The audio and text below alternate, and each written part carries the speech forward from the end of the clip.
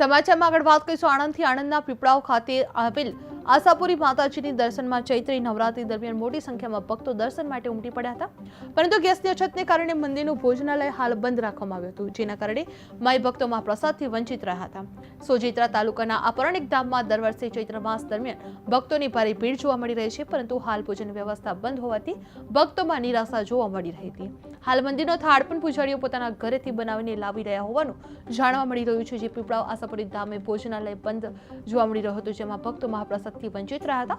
Gas અછતથી ભોજન વ્યવસ્થા બંધ રાખવામાં આવી હતી, જે ચૈત્રી નવરાત્રીમાં ભક્તોની ભારે ભીડ જોવા મળી હતી। પૂજારીઓ ઘરેથી પણ થાળ લઈને તૈયાર કરીને આવી રહ્યા છે। બંસીલાલ મોદી, મીરા રોડ, મુંબઈ।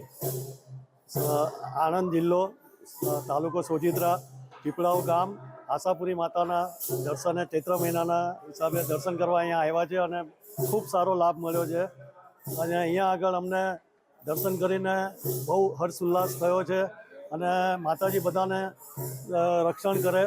અને ઇઝરાયલ, આપણે ઈરાન અને અમેરિકા યુદ્ધના હિસાબે, ગેસની અછતના હિસાબે મહાપ્રસાદ ભોજનશાળા બંધ છે અને મહાપ્રસાદનો લાભ મળ્યો નથી। અને આણંદ જિલ્લાનું સુપ્રસિદ્ધ યાત્રાધામ પીપળાવ ખાતે વર્ષોથી ભોજનાલય ચાલુ છે। લગભગ 300-400 વર્ષ જૂનું આ મંદિર લોકપુરાણા લોકોના કહેવા મુજબ, અને નવરાત્રિના ટાઈમમાં અત્યારે ભોજનશાળા બંધ હોવાના કારણે આવતા ભક્તોને પ્રસાદીની પણ થોડીક તકલીફ પડે છે।